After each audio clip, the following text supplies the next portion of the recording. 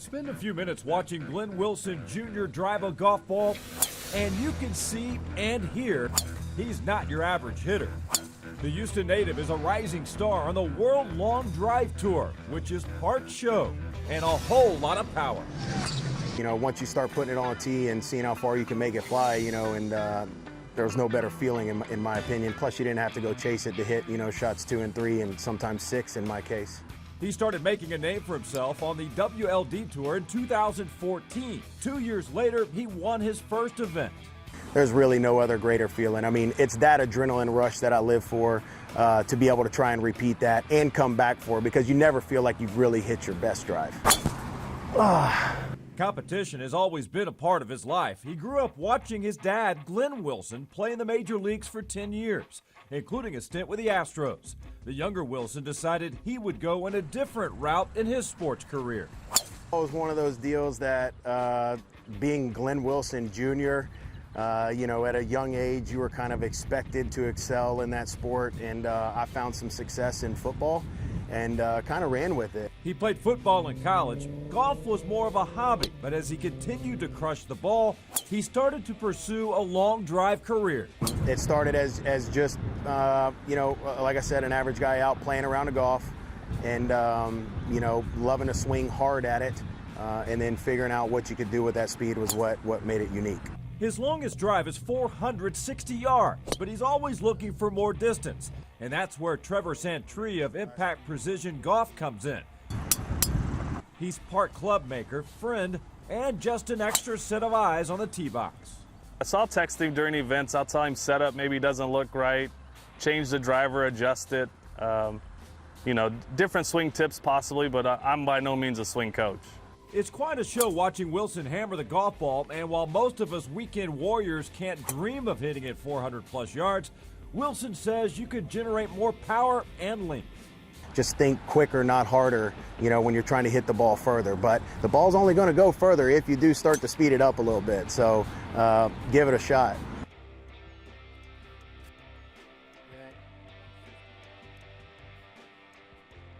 Yeah, baby.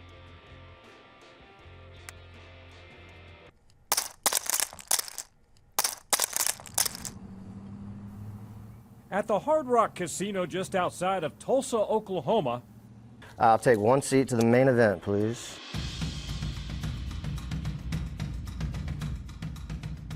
Hundreds gather for the latest World Series of Poker event. Houstonian Robbie Beck, sporting his NASA hat, is among the crowd. You had all the chips yesterday. You doubled me up twice.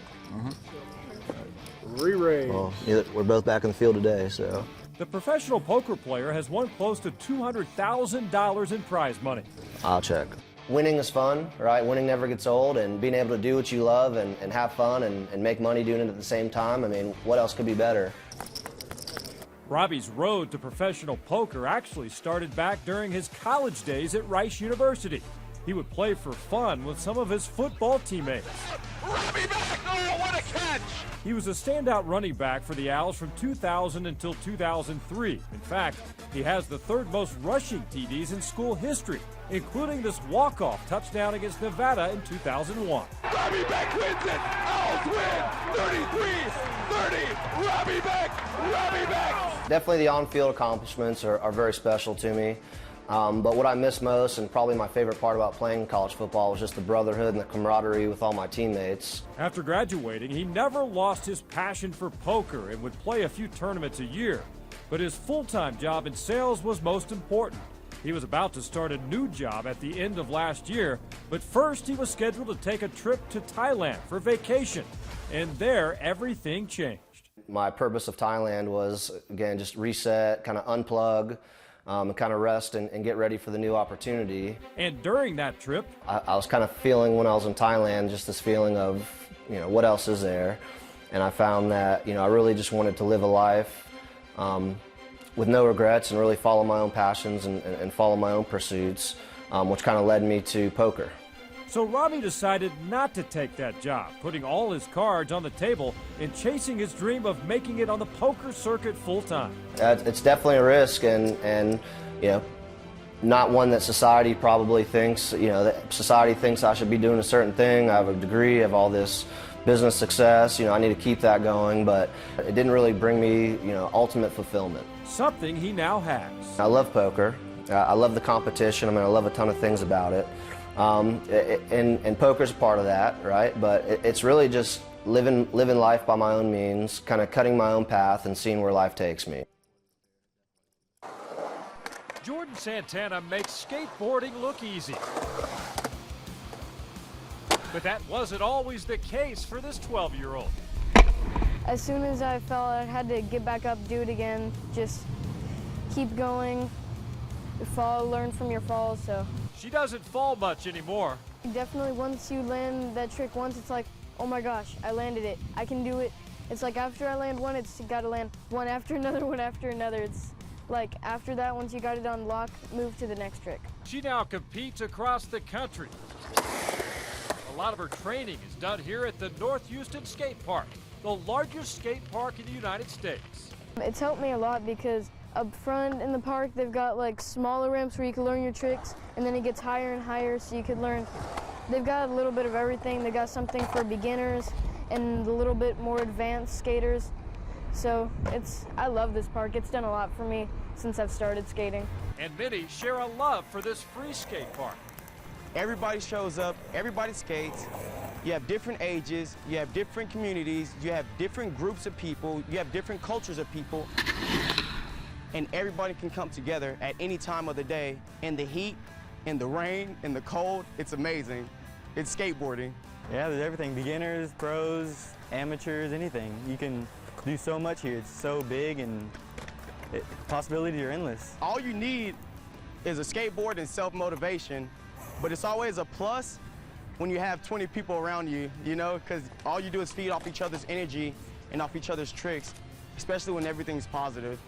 And Santana's been keeping it positive, and that's led to her success. She's now hoping to be that female role model. It's a male-dominant sport, and just get more girls to start skating with it. It would be fun.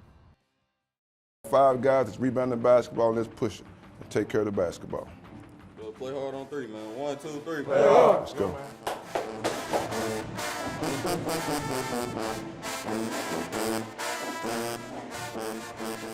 They'll rebound the ball. I'm getting you out if you don't drive it. Oh, sup. We trying to throw lobs, they ain't leaving it. Called on who? It's illegal. Gotta go. It's just a switch. There's no shortage of passion when Mike Davis is on the sideline. No! JP, why? And he's always coaching up his team. And that guy come across in the corner, we hit him, that big guy's taking him. Because the guard is still up here on the wing. The guard is guarding this guy right here. Sometimes the players know just to listen. Why would you dribble a handoff and they in the zone? Pass the ball ahead. And I promise you, you look like a freshman. Because you just playing with your head down. Oh, you got drive it, pass the kick, drive it. We trapping the ball screens. We are trapping the ball screens. We are trapping the ball screens. Rebound, Lamont, go rebound. You stood there, rebound the ball. You just can't keep playing like this. All that big old body, you got to go to the basketball. You got to go to the ball. I know it's you. It ain't me. Even the refs get a taste of Davis's intensity. The leg is outside their shoulder. It's an illegal screen. Hey, watch the fouling, man. We got to call that reach in there too, Les. I got to start calling some of them fouls now. It wasn't a bump in the back. Yeah, but he almost got him out of bounds. If you don't hit him off his legs, it's their ball. And they can't scream with their legs outside their shoulders. It's illegal. It's illegal with legs outside their shoulders. That's illegal. It's illegal. It's illegal. Good call. It's a good call. First one.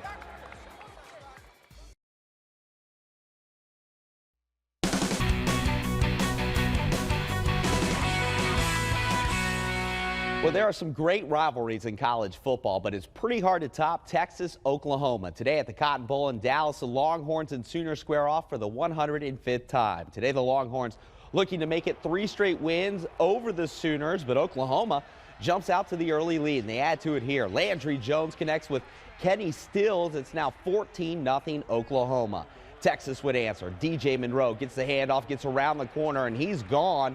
Monroe racing 60 yards for the score. Longhorns down 14-7.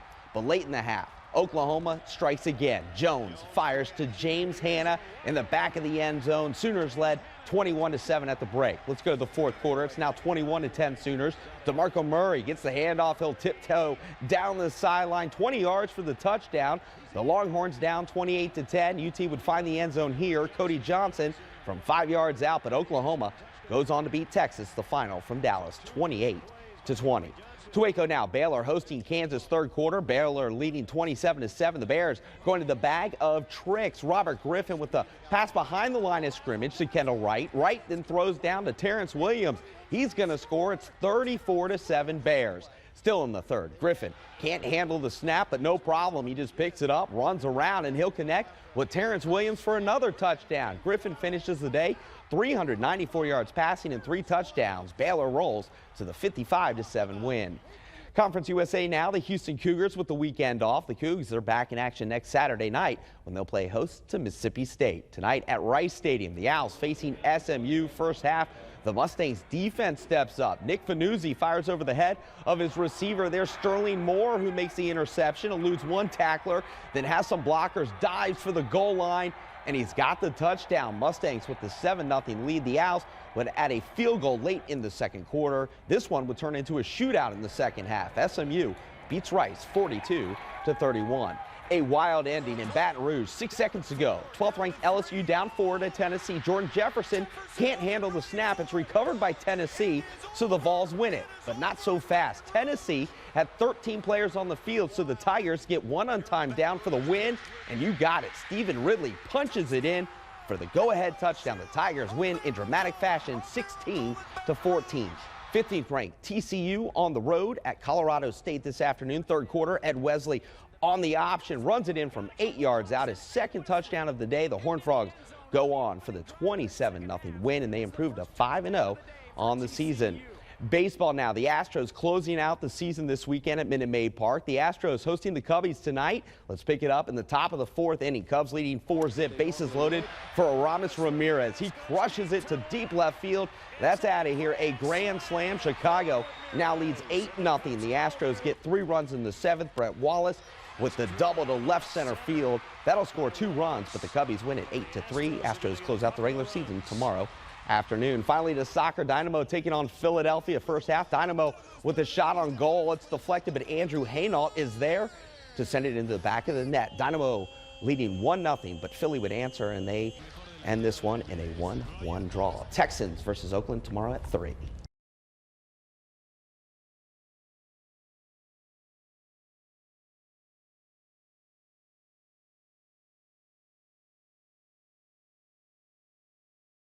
A year ago, Derek Lewis found himself out of a job and, more importantly, a home. Looks like a complete loss at this time. That afternoon, I got back to the hotel and I was packing up my stuff, and I turned on the TV, getting ready to go home, and then, there's no home to go home to. His New Orleans home flooded by Hurricane Katrina. That same day, the Tampa Bay Buccaneers cut him. On top of that, he couldn't find 2 of his 5 children. I tried to remain positive. I didn't want to let any negative thoughts to come in. But that was hard to do. He hadn't heard from them in weeks. So he came here to Houston, hoping for a miracle.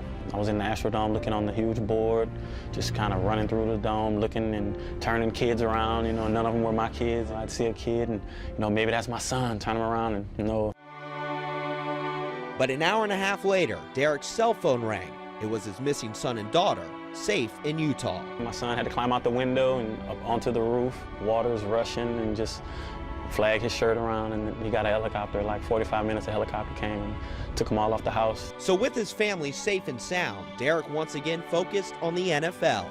His latest opportunity just happens to be here in the city where he heard the good news about his kids, and he's making a good case to make this team, scoring twice in the preseason. You could see from my reaction, man, I was just overwhelmed, and my kids, everybody just went crazy. So, I guess you can kind of say I've arrived, but not yet. While Derek's NFL future and the future of the Crescent City are still up in the air, they are forever intertwined.